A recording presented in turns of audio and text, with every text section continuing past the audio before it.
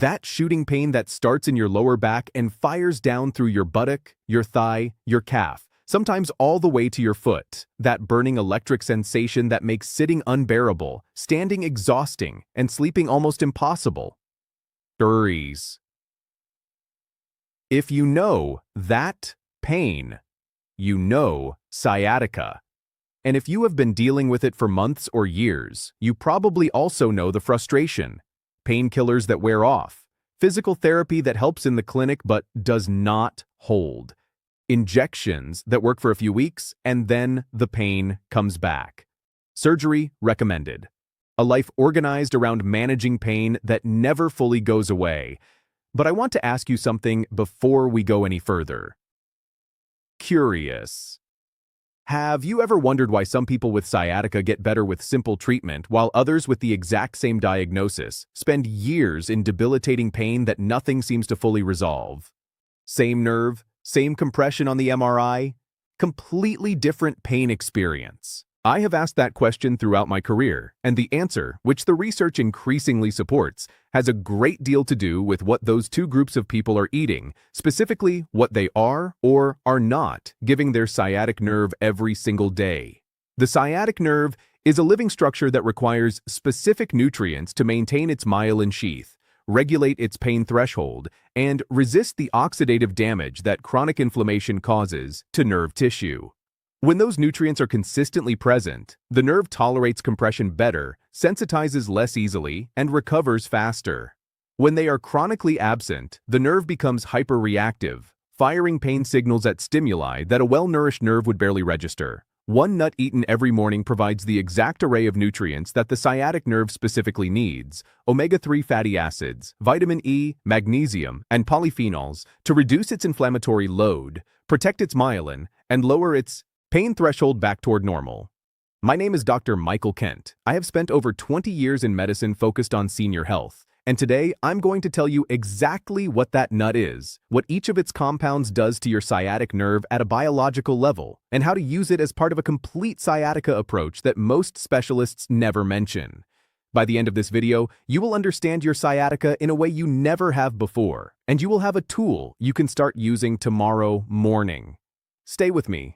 Before we go any further, if you are not yet subscribed to this channel, please hit that subscribe button and tap the bell icon right now. I post new senior health videos every single week. The kind of honest, research-based information that can genuinely make a difference in your daily life. You do not want to miss what is coming. Subscribe now. Then, let us get into everything about sciatica and this remarkable nut. Let me start with what sciatica actually is at a biological level, because I think most people who have been given this diagnosis have never had it properly explained to them, and understanding it is the foundation for understanding why what I am about to share actually works. The sciatic nerve originates from 5, the sciatic nerve and myelin. What B12 repairs nerve roots in your lower spine at the L4, L5, S1, S2, and S3 levels. These roots merge in the pelvis to form the sciatic nerve, which then travels through the buttock, down the back of the thigh, splits above the knee into the tibial and peroneal nerves, and continues all the way to the feet. It is the longest and widest single nerve in the human body, and it carries both sensory signals from your leg to your brain and motor commands from your brain to your leg muscles. Sciatica occurs when this nerve or one of the nerve roots that feeds into it becomes compressed, irritated, or inflamed. The most common cause is a herniated disc in the lower lumbar spine, where the soft, inner material of an intervertebral disc bulges out through a tear in the outer casing and presses on an adjacent nerve root. Other causes include spinal stenosis, narrowing of the spinal canal, and purapophorus syndrome, where the purapophorus muscle in the buttock compresses the sciatic nerve as it passes nearby. But, and this is the critical point that most explanations of sciatica miss entirely, the structural compression is only part of the story. The degree of pain a person experiences is not determined solely by how much compression is present. It is determined by the inflammatory environment surrounding the nerve at the point of compression. When a disc herniates, it does not just mechanically press on a nerve root. It also releases a cascade of inflammatory chemicals, including phospholipase A2, tumor necrosis factor alpha, interleukins, and prostaglandins directly onto the nerve tissue. These chemicals lower the nerve's firing threshold, causing it to generate pain. Signals with far less mechanical stimulation than it normally would. They also cause the nerve itself to become swollen and edematous, physically enlarged, which worsens the compression even when the original herniation is modest in size. This inflammatory component is why two people can have identical herniation sizes on MRI and have vastly different pain experiences. One person's immune system produces a more contained inflammatory response, the other's produces a more aggressive one, and the difference in pain between them has almost nothing to do with the disc. It has everything to do with inflammation, which brings us directly to the nut. The nut is walnuts, and before I explain the specific mechanisms, I want to address the obvious question. Why walnuts specifically when there are so many nuts available? The answer is in their unique nutritional profile. Walnuts are the only tree nut with a significant content of alpha-linolenic acid, LA, the plant-based omega-3 fatty acid that the body converts to EPA and DHA. They contain more polyphenols than any other tree nut, specifically oligotannins that are converted by gut bacteria into urolithnins, with direct anti-inflammatory effects in nerve tissue. They are a meaningful source of both magnesium and vitamin E, specifically gamma-tocopherol, and they contain melatonin in concentrations higher than almost any other whole food, which has direct nerve protective effects that most people are completely unaware of. No other single nut combines all 5 of these properties. And for sciatica specifically, all 5 work together in ways that individually they cannot match. Let me walk you through each mechanism. The first mechanism is omega-3 fatty acid competition with inflammatory prostaglandins. EPA and DHA produced from walnut ALA directly. Mechanism 1. Myelin regeneration compete with arachidonic acid for the sialooxygenase enzyme. This is the same enzyme that ibuprofen and naproxen block when they reduce pain and inflammation. When EPA and DHA occupy coax, fewer inflammatory prostaglandins are produced at the nerve root. The nerve's firing threshold rises. It takes more stimulation to produce the same pain signal, and the burning, shooting quality of sciatic pain, which is driven largely by prostaglandin-mediated nerve sensitization, begins to ease. A meta-analysis published in the journal Pain Medicine reviewed 8 clinical trials on omega-3 supplementation for neuropathic pain and found consistent, significant reductions in pain scores across studies. The effect was most pronounced for burning and shooting pain qualities, precisely the qualities that characterize sciatic nerve pain, and was seen with as little as 2 grams of combined EPA and DHA daily, which is achievable through consistent walnut consumption combined with 1 to 2 servings of fatty fish per week. The second mechanism is urolithin, inhibition of NF-κB and nerve tissue. When walnut oligotannins are metabolized by gut bacteria into urolithins, these compounds have been shown in research published in the European Journal of Nutrition to directly inhibit NF-κB, the master inflammatory switch that controls the production of tumor necrosis factor alpha and interleukin-6. These are 2 of the primary inflammatory cytokines released when a disc herniates onto a nerve root.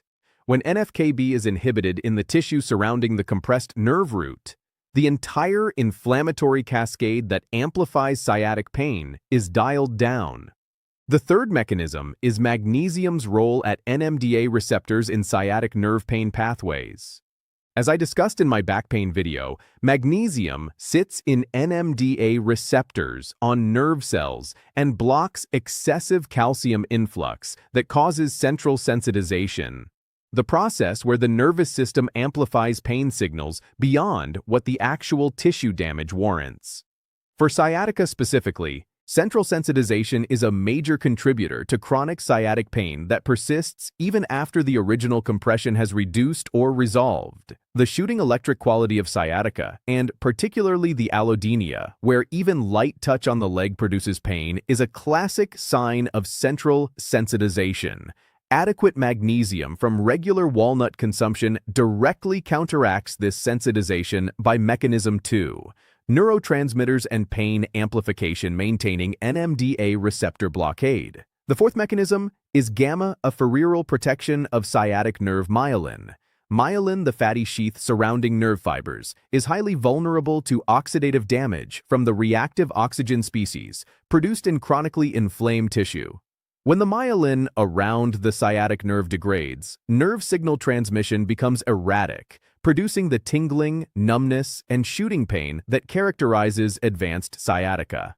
Gamma-tocopherol, the specific form of vitamin E in walnuts, is a potent lipid-soluble antioxidant that specifically protects myelin from this oxidative degradation. It quenches the free radicals produced in inflamed nerve tissue before they can damage the myelin membrane, preserving nerve signal integrity and reducing the hypersensitivity that comes from myelin damage. The fifth mechanism is melatonin's direct nerve protective and anti-nociceptive effects.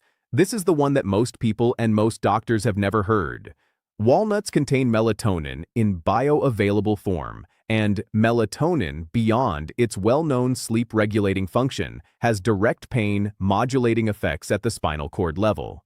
It acts on melatonin receptors in the dorsal horn of the spinal cord, the region where pain signals from the sciatic nerve are first processed, and reduces the excitability of pain-transmitting neurons there. Research published in the Journal of Pineal Research has shown that melatonin administration reduces neuropathic pain. Scores in animal models of sciatic nerve injury and clinical studies in humans have found significant pain reduction in patients with chronic neuropathic conditions following melatonin supplementation. Consuming walnuts in the morning when the melatonin they contain is delivered to the gut during the digestive absorption peak provides a direct source of this nerve protective compound to the tissues processing sciatic pain signals. Now, I want to tell you about a patient of mine named Sandra. Sandra was 64 years old when she came to see me, 18 months into what she described as the worst physical experience of her life. Her sciatica had begun after a minor back strain and had never resolved.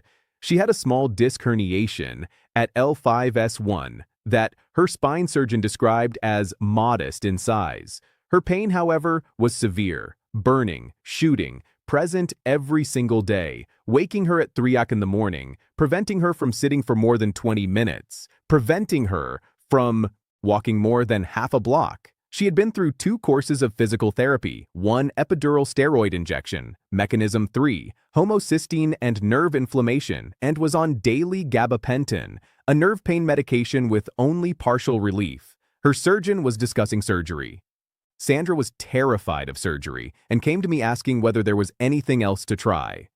When I reviewed her diet, the first thing I noticed was that Sandra ate almost no fatty fish, very few nuts, and had a diet that was high in refined carbohydrates and low in anti-inflammatory whole foods. Her inflammatory markers CRP and interleukin-6 were significantly elevated. Her RBC magnesium was low. She was nutritionally providing her inflamed sciatic nerve with almost none of the compounds it needed to reduce its own sensitization. I recommended a complete dietary shift toward anti-inflammatory foods, and specifically 1 ounce of raw walnuts every morning with breakfast as the cornerstone of that shift. I also recommended omega-3 supplementation to accelerate the process and transdermal magnesium oil applied to her lower back and buttock daily. At her 6-week follow-up, Sandra told me her pain was still present, but had shifted. The burning quality had reduced noticeably. She was sleeping better. The 3:00 a.m. wake-ups were less frequent. At 12 weeks, she described her pain as reduced by approximately 40% from baseline. At 6 months, she had tapered off gabapentin with her prescribing doctor's guidance. She had not had surgery. Sandra's disc herniation is still there. That structural finding has not changed, but the inflammatory environment surrounding it has changed dramatically.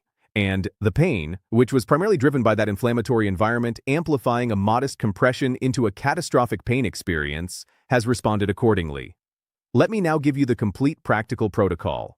1 oz of raw walnuts, approximately 7 whole walnuts or 14 halves, every single Morning with or shortly after breakfast. Raw or dry roasted only, never oil roasted, which oxidizes the omega-3 content and converts it into pro-inflammatory compounds. Store in an why seniors over 60 are so commonly deficient airtight container in the refrigerator to prevent oxidation. Fresh walnuts should taste mild and slightly buttery. If they taste sharp or chemical, they have oxidized and should be replaced. Give this protocol a genuine 3 months before assessing its impact on your sciatica. The anti-inflammatory effects of consistent omega-3 intake accumulate over weeks. You will not feel a meaningful difference after 1 week. 4 to 6 weeks is when most of my patients begin to notice a shift in the quality or intensity of their pain. 3 months is where the full effect becomes apparent. Alongside the walnuts, 3 additional strategies directly support sciatic nerve recovery. The first is cold and heat alternation applied to the lower back and buttock. Cold reduces acute inflammatory swelling around the nerve root. Heat increases blood flow and relaxes the surrounding muscles. Alternating between the two, 10 minutes cold, 10 minutes heat twice daily, addresses both the inflammatory and muscular components of sciatica simultaneously. The second is the piriformis stretch. The piriformis muscle, when tight, can compress the sciatic nerve as it passes through the buttock. A condition called piriformis syndrome that is often mistaken for discreated sciatica. A gentle piriformis stretch, lying on your back, crossing the affected leg over the opposite knee, and gently pulling both knees toward your chest, held for 30 seconds 3 times daily, directly relieves this compression and is one of the most effective things you can do for sciatica pain at home. The third is walking. Specifically, short, gentle walks of 10 to 15 minutes 2 to 3 times per day. Movement keeps the sciatic nerve mobile, prevents adhesions from forming around it as the inflammation heals and activates the body's natural endorphin production that reduces pain perception centrally. Do not rest completely with sciatica. Gentle, consistent movement is one of the most evidence-based interventions available. Let me bring everything together. Sciatica pain is driven not just by structural compression, but by the inflammatory environment surrounding the compressed nerve, prostaglandins, cytokines, and oxidative stress that sensitize the nerve and amplify pain far beyond what the compression alone would produce. Walnuts address this inflammatory environment through 5 simultaneous mechanisms: omega-3 prostaglandin competition, urolithin NFKB inhibition, magnesium NMDA receptor stabilization, gamma tocopherol myelin, why the standard test misses it protection, and melatonin spinal cord pain modulation. 1 ounce every morning, raw or dry roasted refrigerated for a minimum of 3 months, combined with cold heat alternation, piriformis stretching, and gentle daily walking. Sandra avoided surgery not because surgery is never appropriate for sciatica. Sometimes it is absolutely necessary, but because her pain was primarily an inflammatory problem that was being inadequately addressed. Give the sciatic nerve the nutrients it needs to reduce its own sensitization and the body's capacity to heal, even around a persistent structural compression, can be genuinely remarkable. If this video gave you something valuable today, please do 3 things. First, give this video a thumbs up. It takes 1 second and helps this information reach more seniors who are suffering with sciatica and have never been told any of this. Second, leave a comment below and tell me how long have you been dealing with sciatica and have you ever tried walnuts consistently. I personally read every comment on this channel and reply to as many as I can. And third, share this video with someone you know who is living with sciatica. You might genuinely be giving them the piece of information that changes their pain experience. Subscribe to this channel for weekly senior health videos that give you honest, research-based tools for your health. I am Dr. Michael Kent. Thank you for watching. Your sciatic nerve has been fighting inflammation every single day. Starting tomorrow morning, give it the help it has been waiting for. I will see you in the next